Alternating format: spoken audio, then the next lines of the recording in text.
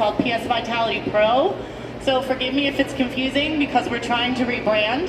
So as we do that, we're going to be talking about some exercises and some things that you can do to work on shoulder control, which is really one of my favorite things to work on, by the way. Shoulder control, we're going to talk about spins, and we're going to talk about some lateral movement. So how many of you ride Western? Okay. Western dressage, I bet. Some of you are here. Yeah, okay. So that's kind of growing in popularity. I love Western dressage. Okay, so how many of you are English or dressage? Okay, so here's the thing, guys. Saddle's just a wardrobe, okay?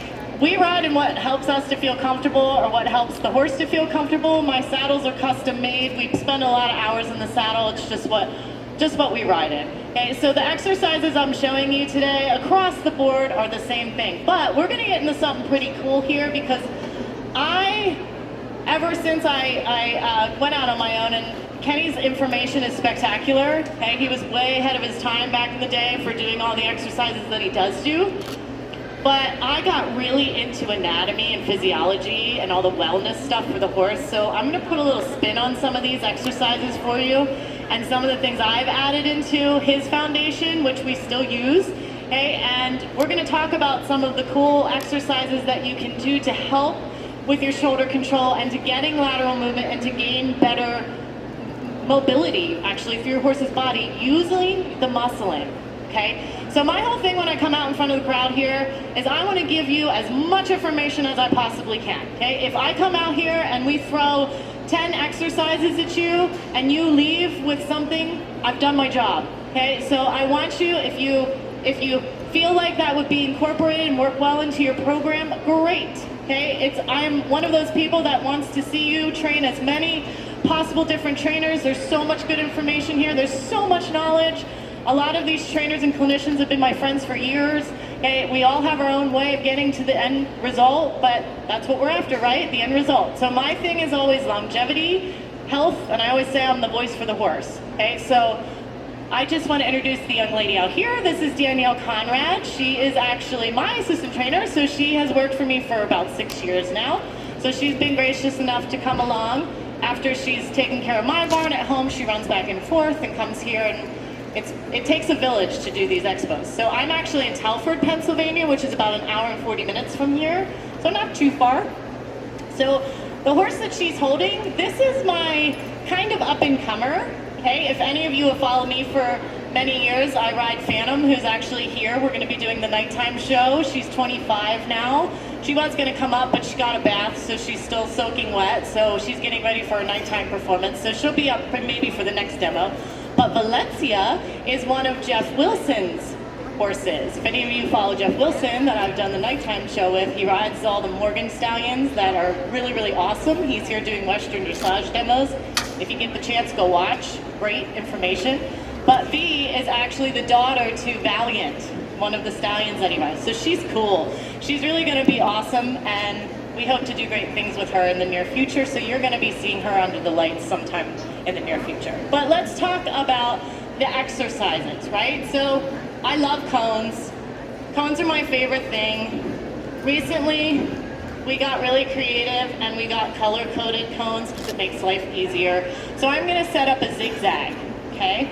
So I'm gonna set this down and I'm gonna walk 1, 2, 3, 4, 5 steps, and I'm gonna plop that down.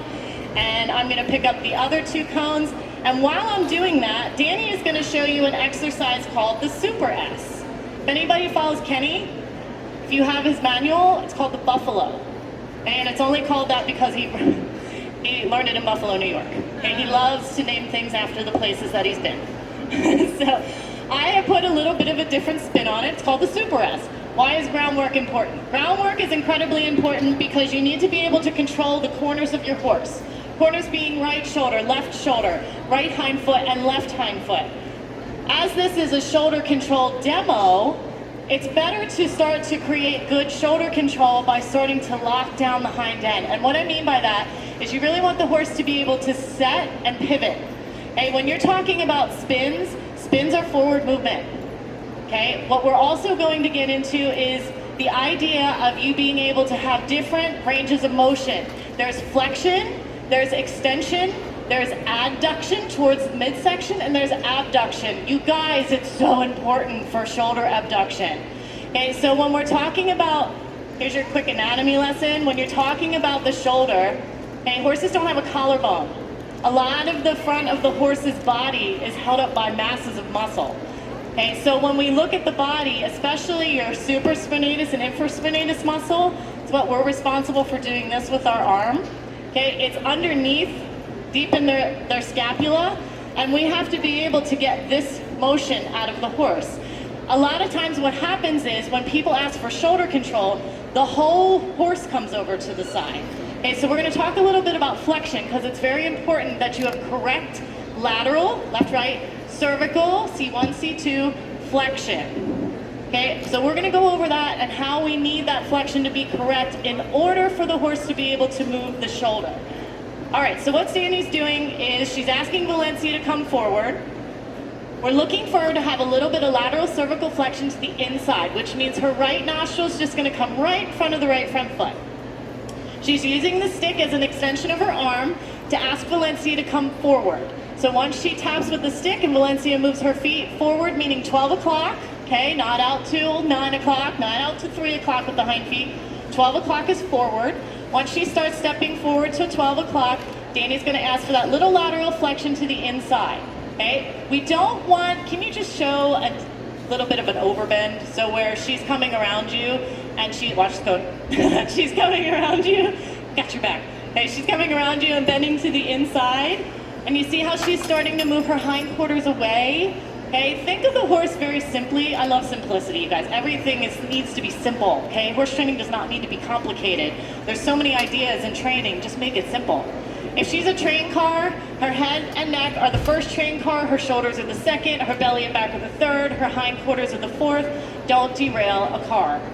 Okay, try to keep them all on track. If one of those parts of her body starts to derail, make her straight. Make the horse straight for a second again. So your straightness and your laterals are very, very much together. Okay, we need straightness to go forward. Think of a racehorse. They don't bend. We need straight, fast to win a race. Okay, we need bending to also take the stiffness out of a straight horse. So they always go together, right? So as she's walking her forward, we're going to ask Valencia to bend to the inside just a little bit with the correct flexion. And you can see that the right hind foot is starting to just come up inside of where the right front foot lands. Okay, that's called elementary engagement. That's when the hindquarters are really starting to step up just a little bit where the horse is starting to engage. Okay, sorry. Go ahead and go the other way. I'll try not to run into you. I'm going to finish setting up my Super S. It's always important, you guys, to warm the horses up. Valencia hasn't been out since yesterday's demo, so just to check in with her, make sure that she's moving, make sure that she's connecting with Danny, make sure that she understands how to move her feet. Okay, we do not just jump on horses cold. You want to make sure that you're giving them the opportunity to give you the correct answer. Okay, it's not their job to have to muddle through things and try to figure out what it is you're trying to say. Be clear and concise. Kenny's favorite saying is, be firm and consistent, never general or lenient. I don't know how many times I heard that while I worked for him. It's like ingrained in my brain. Okay, so the next step to the Super S, by the way, this is called slinky down neck. And what we're looking for the first S is we want the ears to be below the withers. That's going to help her to start to release the gullet, which is the underneath part of the throat. Okay, it's also going to help to release the brachiocephalic and the sternomandibular, which is the muscles that are going to start to attach from underneath in the front all the way up to the jaw. So if we're looking for shoulder control, bear with me here, I'm going to show you why shoulder abduction is so important for the jaw release and to get better spins and better lateral movement. So once she has slinky down neck in a circle, she's then going to take her left hand that's holding the rein up to where her belly button would be if she's sitting on Valencia. And she's going to ask the inside left foot to cross over and in front, not behind. So what's really important in a spin is that you want to make sure that the horse's hind foot is down, but the front feet are rotating and the outside foot is coming across. You don't want it coming behind because that means the horse is backing up and they're thinking back. Your spin is a forward movement. That's where the momentum comes from, where they can spin faster. Okay, anything in lateral movement as well, you're gonna start to ask the horse to step up to the medial power point, which is where your two spines meet. Okay, where you are sitting and where the horse's spine meets your spine. So we typically want the hind end, the hind foot, to start to come up to that area. So as you can see, when Danny asks for swivel the hindquarters, that's your second S of this exercise. You guys get it? Super S. Okay, so I always like to make things easy for everybody to understand. Slinky down neck in a circle is step number 1. Swivel the hindquarters is step number 2. The inside left hind will step and adduct, but if you notice, the outside right hind abducts, so it steps away. Okay, so you're working both ranges of motion in the horse's hind feet. Here's the deal, guys. Everybody goes, well, why do you need to do that? Okay, keep doing that, Danny. If I want to walk to the yellow cone here, I can just walk to the yellow cone, right? I just said walk to the yellow cone. Typically, people would just walk like this to the yellow cone. Okay, now, if I'm going to walk back to the green cone, and this time I said, okay, now I'm going to take a step to the right, 1 o'clock, and a step to the left at 11, and then 1, and then 11, and then 1, and then 11. I'm still going to get here, right? It's going to be a little slower. All right, now I do this in my clinics all the time. People, I say, okay, now grapevine, let's go forward and backward. We're going to do this, and then I say, go ahead and skip. Okay, so here's your flexion, and then I say, okay, go ahead and walk back to where you were. Everybody's stride increases. Why does their stride increase? Because we just worked on every other range of motion. Typically, people just get on their horse, they walk, trot, canter. Okay, they go round and round and round, they have their horse against the wall becomes their outside rein, the horse starts to speed up, they use the wall as the outside, the person starts to hold, and that's the long story that starts to narrate the same narrative over and over again. Okay, so we need to get our horses off the rail and start practicing exercises in the middle of the arena so that we start using and utilizing both sides of our horse's body. Okay, if anyone ever comes to me, if you feel like she's okay, Danny, to get on, go ahead. When anybody comes to me for training, or when anybody comes to me for riding instruction, typically, we do not ride around the outside perimeter of my arena. Okay, I will pick a square, or I will pick the give and step out, or I will pick some exercise where I'm asking the rider to utilize rein, to move the body in different directions so they don't become reliant on a wall or an outside area. We're all riding in indoors right now. Horses see wall to wall to wall to wall, and we wonder why when spring rolls around your horse doesn't move forward anymore, why your horse becomes spooky, why your horse is backing off, because they have nowhere to go. Right? So if you take them on a trail ride or you start doing something in the middle of the arena, you're going to start to increase that range of motion. Don't get into such a routine. Okay? Think outside of the box. That's like my favorite thing to do. Danny can tell you when I set down a pattern in the arena, it will be there for like a week, and I will make 15 exercises out of one pattern without moving anything. Okay, that's how I came up with some of my best ideas. And a lot of the manuals that I wrote for Kenny, a lot of those were my exercises that I used just because I used to ride horses for him over and over again, and I didn't want to move the stuff I had on the ground. So I just started to utilize those areas, and I started to make different exercises out of them.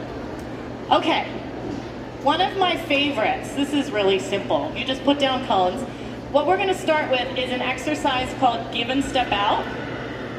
So what Danny's gonna do is she's gonna walk around the outside of these cones like a zigzag. So it's gonna go blue to yellow to red to green to pink, and then she's gonna turn around and go through again.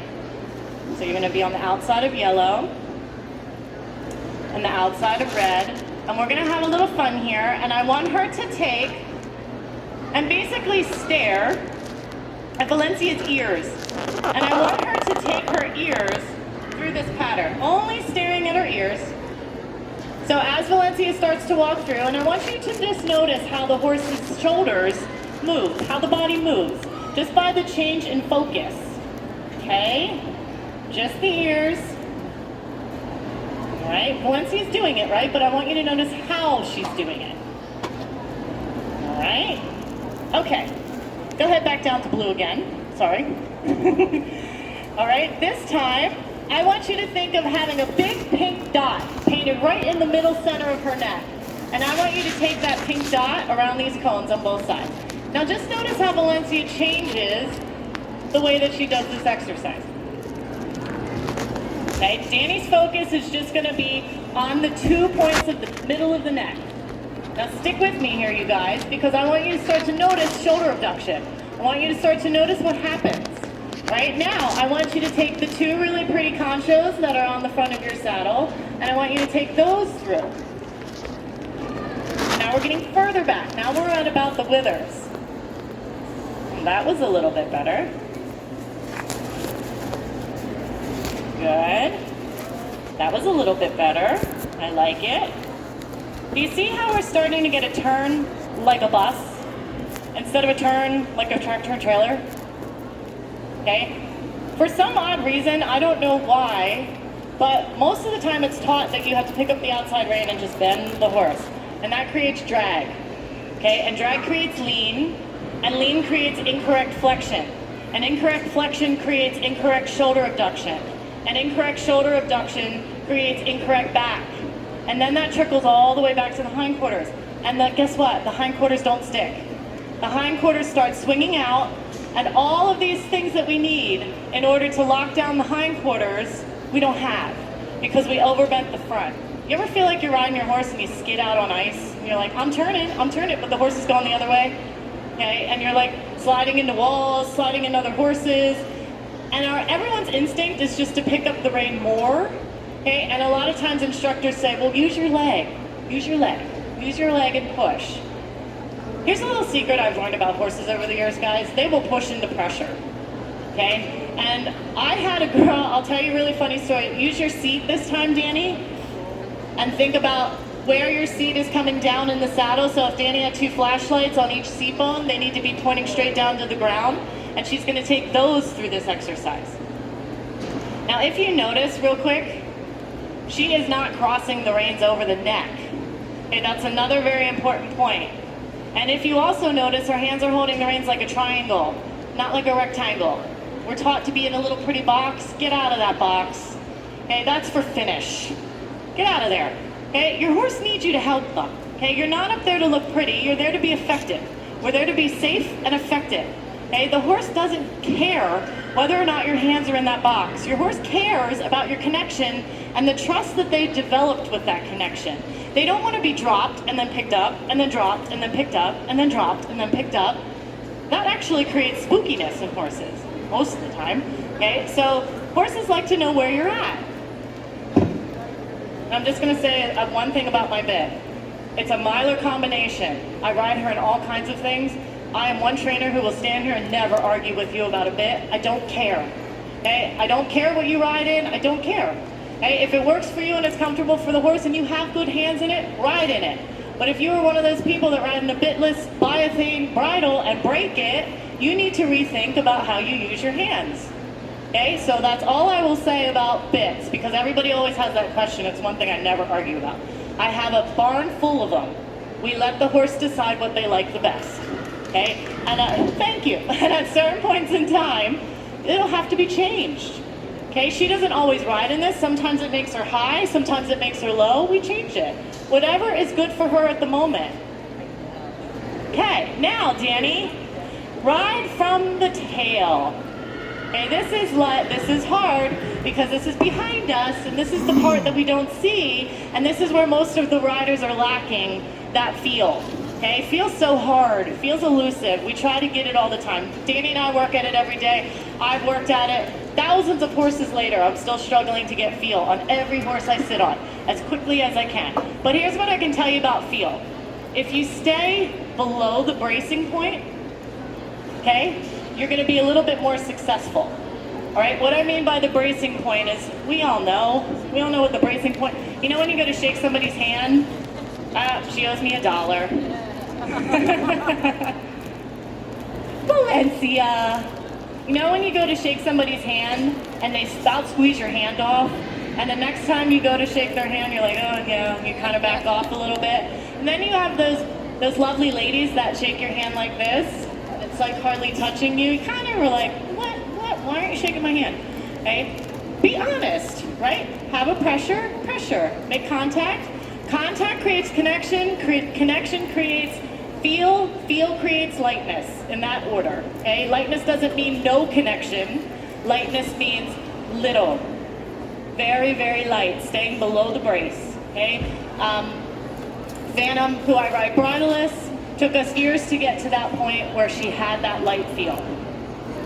All right, what are we noticing about this exercise from the first time till now? Can you see that the right front foot is starting to open towards 1 o'clock as she comes around the cone, and the left front foot opens towards 11 o'clock as she comes around that cone? And the neck is not falling to the inside, and the flexion is not going beyond the point of the front foot. Can you go back to the first point where you were just steering her ears so you can see the difference?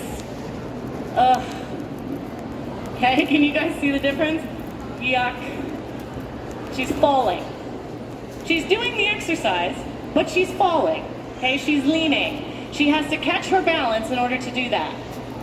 Okay, and let's end on good. So let's take the tail through again. Really great exercise you can do, okay? Change your focus, it changes everything. If you notice that Danny is not leaning, falling to the inside, shifting her weight, she's not crazily turning her eyes, looking with her shoulders and belly button. I teach biomechanical riding. All of that stuff is important.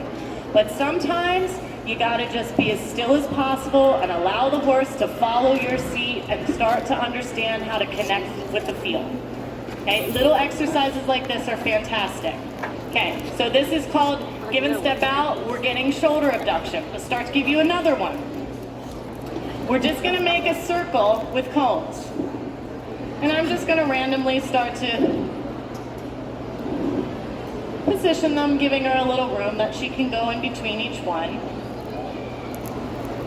I'm just gonna do this, no big deal. Danny's gonna travel around the outside of the circle first. And here's a quick note, isn't Valencia, she's got a good walk, right? So when you look at her, oh, I pride myself on good walks on my horses. They gotta have good walks. So when you look at her hind feet, you notice how the hind foot comes up where the front foot just left. There's not really much of a gap. Okay, so that's when you know your horse is tracking up.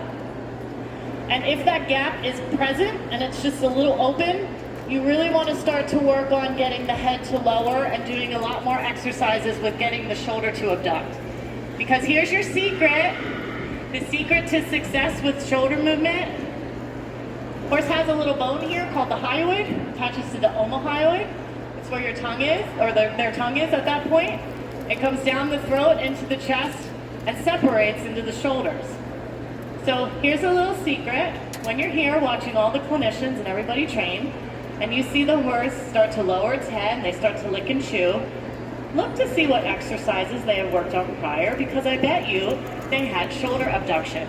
Because when the horse starts opening the shoulder, the head and neck will naturally start to come forward, out, and down. And the horse starts to lick and chew because every time you open the shoulders, you release the jaw. Okay? It took me years to learn that, and I really wish I would have learned it prior. It would have saved me a lot of headaches. And once I started to learn that, see how our head and neck is starting to relax? And once that happens, the horse starts to relax through the back. Okay, little secret. All right, so now what we're gonna do, we are going to go into a little counter flexion. So what I'm gonna ask Danny for is the same thing we just did. Lateral cervical flexion to the right.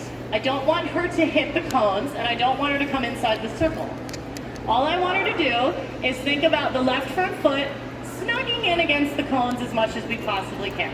Circles are great, okay? When you start working on circles, that's how you start to get your laterals. When you start to counter flex or counter bend, it's gonna start to help the inside left front foot open. Okay, so once she has a good lateral cervical flexion like she does, then I'm gonna ask her to start weaving in and out of these cones. Okay, so she's gonna start to come to the inside whenever she's ready. And then she's gonna have Valencia follow that bend back out. And in, and out. And you take your time with this, guys. This is tight in here. I'd probably make this circle a lot bigger if I was starting with a horse that was green on it. If your horse is large, give them some room. Okay? Valencia is like a little Ferrari, so she can fit in pretty much anywhere. If you have a horse that's like a limousine, you wanna make sure that you move your cones out a little bit so they have room to get in and out. Don't fret. Okay, if you start coming in and you're not gonna make it, don't pull. You can skip cones until it starts to get better. Okay, so work with your horse. Now what we're gonna have, what I want you to see with Danny's body is she's not using her legs to push the horse in and out. We save up our legs like crazy. Okay, both legs mean go forward and change your leg speed. Okay, the reason for that is we need to save up our legs for things that matter. Like, here's the thing, guys. If you use your legs to just simply go forward, or you use your legs to just simply lift or move the horse just a little to the side for lateral movement, what the heck are you gonna do when it's time to pick up a right lead canter, canter half pass to the right? As you're doing that, you lead change, left, canter half pass to the left into a canter pirouette left. And you have to keep your leg on to get your horse to go forward. Your leg and cues and aids are all used up on just go forward. Can't do that. Okay, we gotta find ways to get the horse to move forward and to hold the forward. Okay, so the simplest and easiest way to do that is you say go with both legs. We always carry a dressage whip, that's our reinforcer. We did it on the ground. The horse knows what forward means. Okay, if Valencia doesn't move forward from both legs, Danny will just give her a little tap and that's the end of it. Both legs come off, go into cruise control, horse moves forward. Okay? Now, when we're doing something this simple, we are only looking for Danny to open up her left rein just a little bit, to bring the left shoulder to the left. When she wants to ride back to the right, she's just gonna turn just a little bit. Pretend like you have flashlights on your shoulder, flashlights in your belly button, and flashlights on your hip. You are 12, 1, 12, 1, 12, 1. That's it. Okay, I hear a lot of people go, look with your eyes. You know what what happens when people do that to kids or anybody in instruction? They go like this. Okay, they're looking, but the rest of the whole body is saying straight. The horse can only listen to one major or two major cues at a time, and they're gonna pick whatever's strongest. So guess what? Your eyes aren't the strongest on that. Your seat and your hands, because this is where my hands are and this is where my eyes are, they're gonna go straight because they're following all my H straight, right? So if she's looking for something just as simple as bringing it to 11, 12, 1, 11, 12, 1, 11, 12, 1. Okay, make it easy, right? All right, Danny, let's go the other way. Unwind her the other way. So, counter flexion, going to the left. Okay, she's going to just walk a couple circles because we need to speed this up so we can get to the good stuff. Counter flexion to the left. Once she walks one circle, how about when you get to the yellow cone, you can start to weave in and out. All right. Notice how Valencia's ears are level and even. Her maxilla, upper jaw, is to the left, not the mandible. And that's very important when you start flexing a horse. If you're pulling, you'll bring the mandible first. And if you guys are sitting here, take your chin and look up to the ceiling and tell me what happens to the rest of your neck and back when you do that. Locks right up. So when we're looking for flexion, it's very important that we flex from the maxilla, because then we can do this. It's much easier for us to go all the way through. Plus the head starts to stretch forward, out, and down. So does the neck, so does the back, and opens the hip. Okay, so now we're going this way. And guys, don't beat yourself up when you go to practice this. Okay, you'll probably get maybe 60% of this, 40% of this. Horse is only gonna get 20, 30% of it at first. No big deal. Okay, you keep practicing it and you keep working at it. We, on average, I'm so technical, so most of the stuff that I work on is like little things like this. I'm not one you'll find cantering and cantering and cantering and cantering and cantering and cantering in circles. Okay, I am one that's out there doing walking exercises like this, making sure that my horse is correctly flexing, making sure that they're stepping up and under. That's where your movements come from. Okay, for years I just thought movements were movements. I have to get half pass because I just want to get half pass. I want to get a spin because I just want to get a spin. Okay, and I find that a lot of my students think that they're just movements. Okay, but it's a progression. Because once we start to move the shoulder, we start to get the rib cage. And once we start to get the rib cage, we start to get the hindquarters to step under. And once we start to get the hindquarters to step under, she just got a step right there of leg yield. Did anybody see it? Just a baby step right there, and she didn't even try for it. All she's doing is looking for the weave back and forth. Okay? So now what we're gonna ask her for is now I'm gonna ask her to go to the inside of this circle, okay?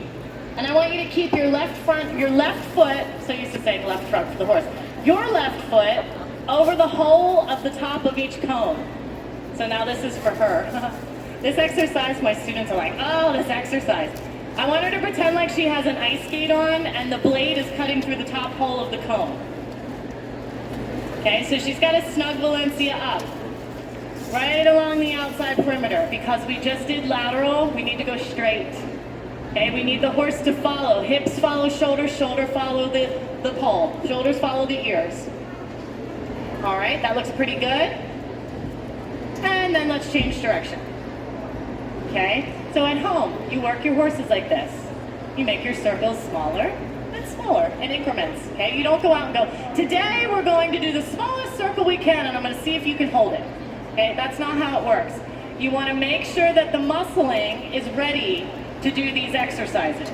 Okay, I wouldn't ask you to get up off this bench and go run a mile. I also wouldn't ask you to go sprint 20 feet, okay, after you've been sitting here without a warm-up. You want to make sure that your muscles are ready and primed for this. All right, now, another exercise we're going to do. Danny's going to go to the outside of this circle, and I want you to look for flexion where her left nostril is over the cone, coming around. Now this is harder, okay? Counter flexion is your novice. Straightness is your intermediate.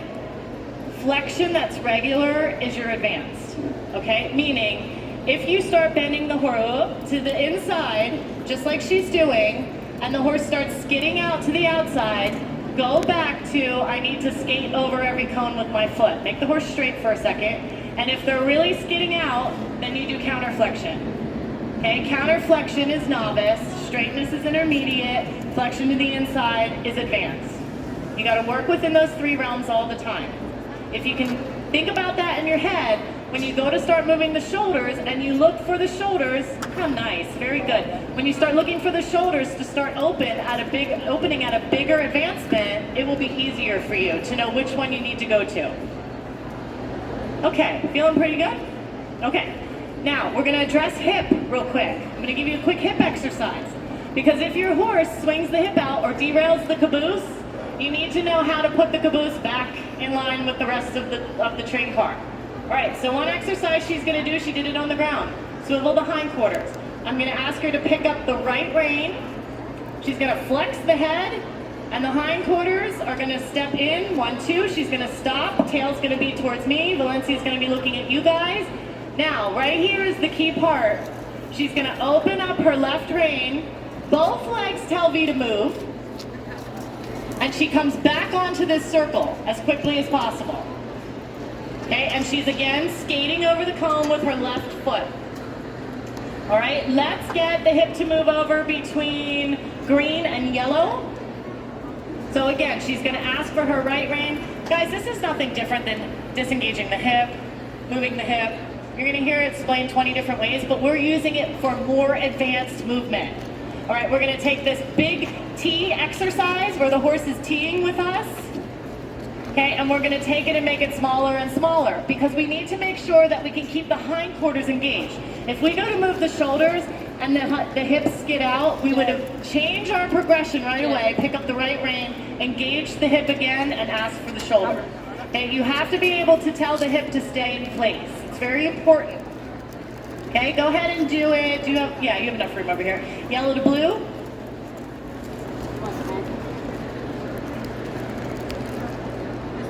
There we go, good, and then step off left. All right, you guys get the gist. Okay, so that's another exercise that you're gonna do just to make sure that we have hip engagement. All right, now, what we are going to do with Valencia, we're gonna make this circle a little smaller. By the way, V doesn't really spin yet. We worked on it a little bit, but not crazily.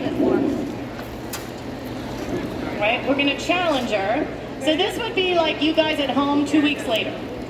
Okay, you're gonna bring these cones in like this and you're gonna say, okay, we worked on all these exercises and now we're gonna see how small we can make our circle. Okay, Danny, let's see if you can go in and out of those. Nothing challenging or anything. So when you start to slow and make the circle smaller, you're starting to take away a little bit of the forward movement. Okay, and this is what's really important. We want counterflexion to the right. So counterflexion to the right first. Good, good, V. And then open up that left front foot, counterflexion. Come on, come on, there you go. Counterflexion. Ooh, ooh, ooh. Almost.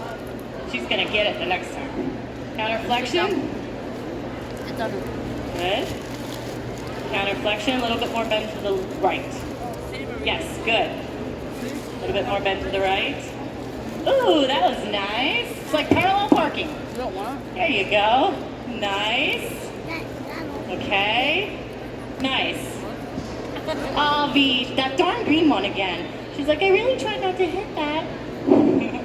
All right. Now, come to the inside. Keep the nose over the cones. To the right. To the right. To the right. Yep. To the right. To the right. To the right. To the right. This is how you start your spin, you guys. Walk out.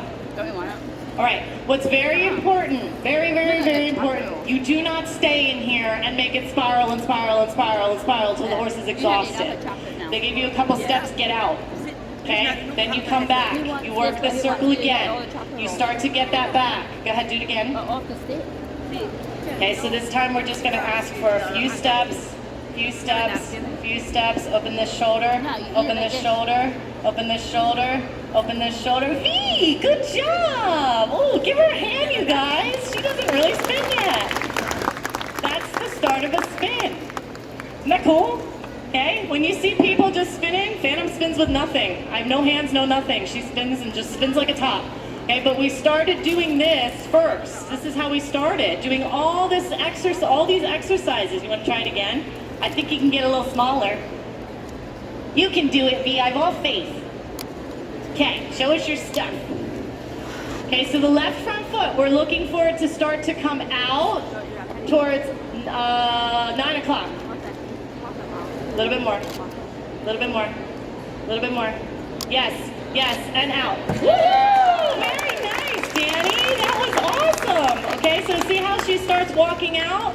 We want to engage the hindquarters and get her to move forward. That was great. Let's try it one more time. And then I just want to move on to something else. Okay, open and open. See how her neck is not getting shorter? Counterflex a little bit more.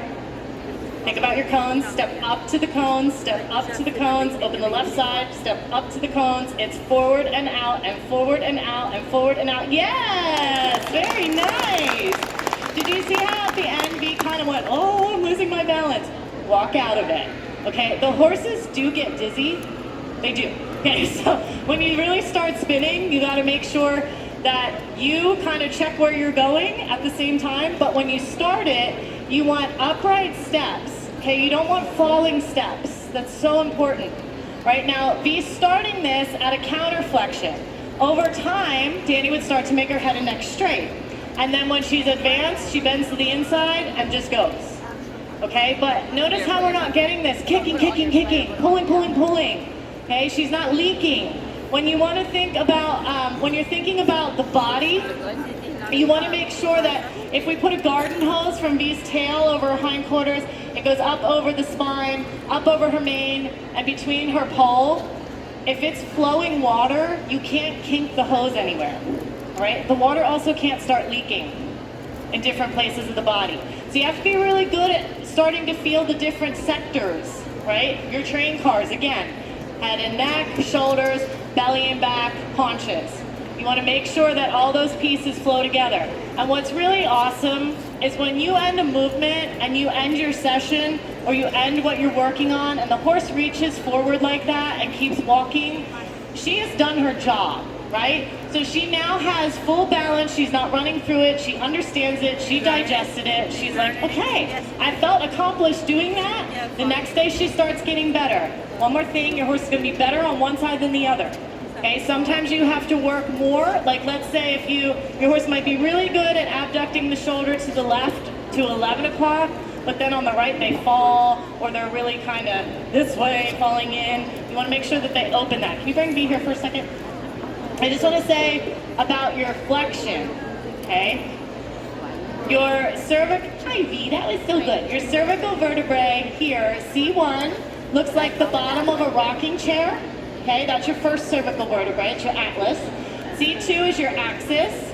Okay, that has a lot of twisting. That's what's involved in all of this is what we don't want. Okay, when you have an ear that dips, and if you notice, Danny rode really well because we hardly saw any of that.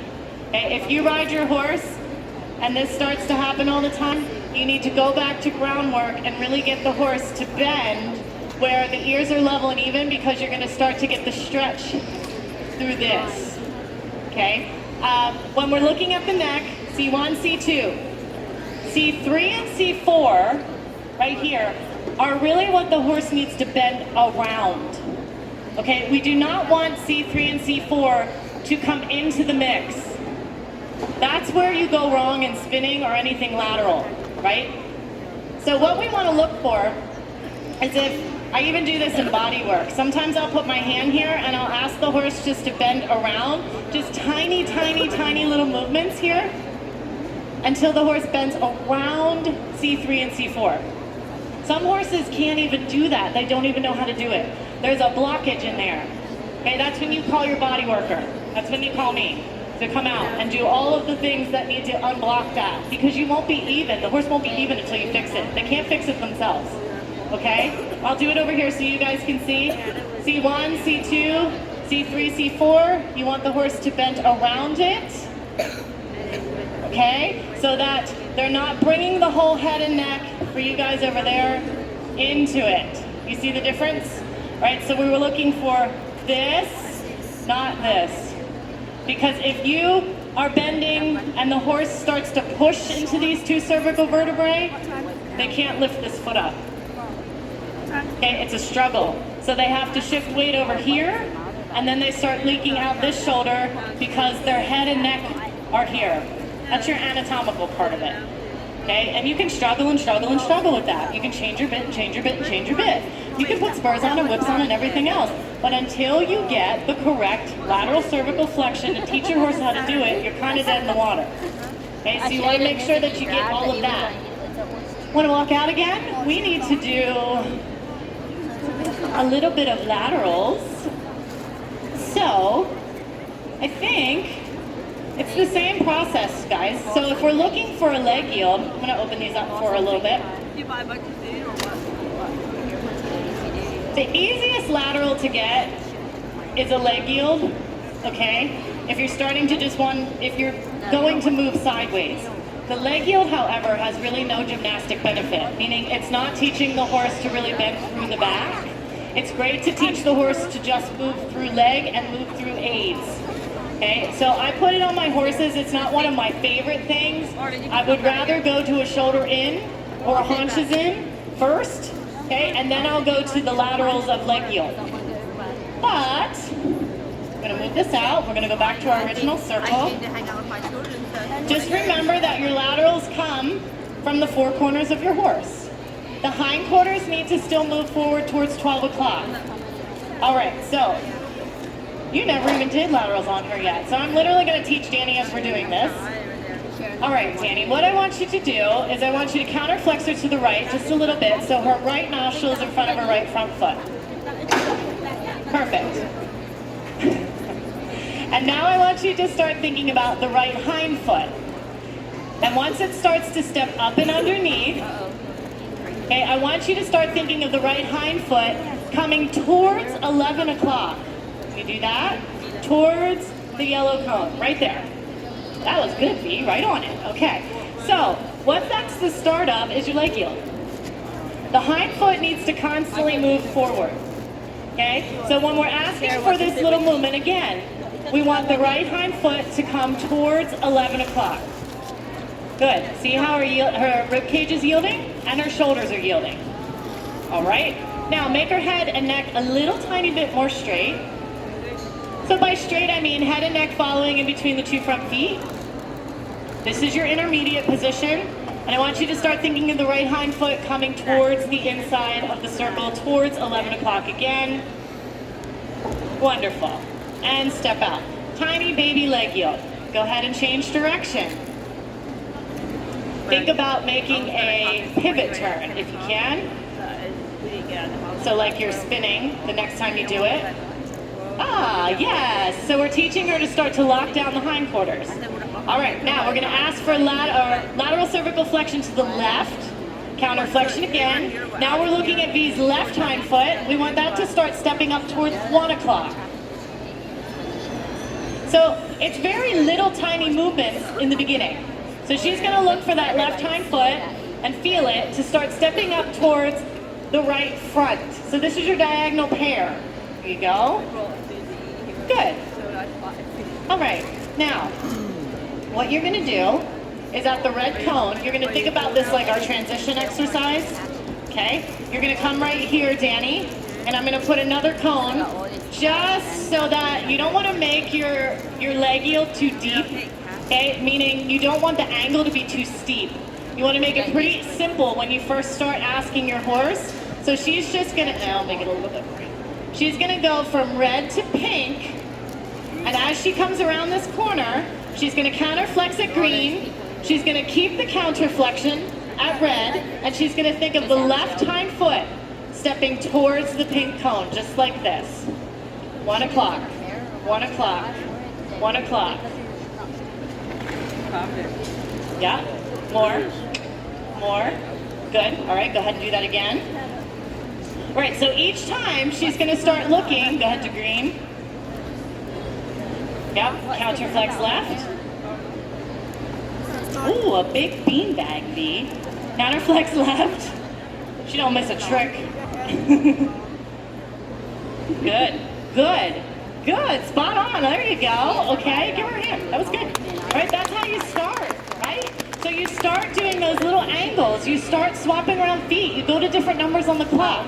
If you're standing, like if this is my clock, I am always, 12 o'clock is always in front of me, 6 is behind me, 9-3, right? Your horse's feet are the same thing. Whichever direction you're facing, 12 o'clock is always your most forward movement, straight.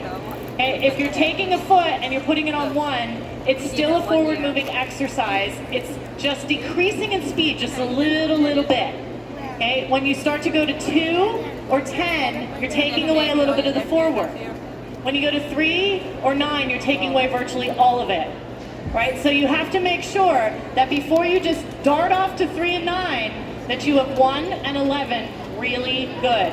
Because every lateral, every spin, everything, shoulder control is forward. Okay, so you're gonna work in 12 o'clock and 1 o'clock. Like I'll get to you guys, still going 1 to 11. Just a little bit slower. Okay? If I go to them and I go 2, 10, 2, I'm gonna end up at this green cone. It no longer becomes straight. You guys get it? Now if I go 3, 9, 3, 9, I'm no longer forward. So you have to think about that whenever you're doing anything lateral. 12 o'clock is forward. Just demonstrate. 12 for us. Simple. 12 o'clock. Hind feet. Take the tail. First part of this exercise. Tail goes forward. 12 o'clock. So right, left, right hind, right hind, left hind. 12, 12, 12, 12, 12, 12, 12, 12.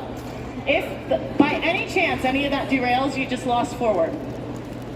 Okay? So, have we learned something today? Yeah? Good. You guys can clap because she needs the exposure. Really clap because someday, one of these times she's going to be in a nighttime performance and she needs to get used to it. Good job. Yeah, give her a hand. She's a pretty cool horse. I really like her. She has a lot of potential.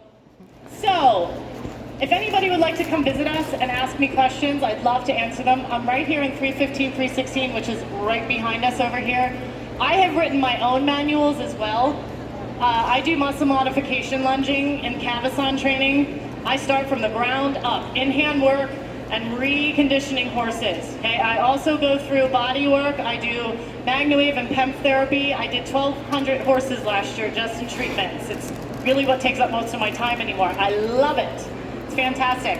I do cryotherapy, I do red light, I do all kinds of stuff. I am an anatomy nerd and geek. I have studied with Jillian Kreinbrink, Ivana Rhoda. I've been to Australia, studied with Jose and Nolo. Okay, so a lot of the things I do are on a practical basis. We're looking for longevity, we're looking for comfort for our horses.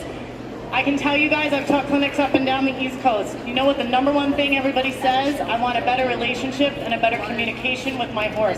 I want to be able to keep my 20-year-old horse till it's 30. How do I keep him going? Longevity, longevity, longevity. I'm giving you the answers here. Okay, so what we're looking for with our horses is we really just want to help them learn how to learn. And that's the easiest thing that I can put out there for you guys. And this is just touching the tip of the iceberg, but at least you can see. I hope you took away some exercises. Once again, I'm Tara Jones from PS Vitality Pro, Useful Solutions as well. And I will be back here, I believe, from 4 to 5. And we're going to go over confidence for the fearful rider, which is actually one of my main things that I kind of have been picked to do, because I always say my clients choose me. So that's something that I specialize in as well. So we're going to go over some stuff for that. Thank you so much for spending the day here. It's nice to be out at the Expo again. Everybody have a great day. I'm going to be over at the booth in about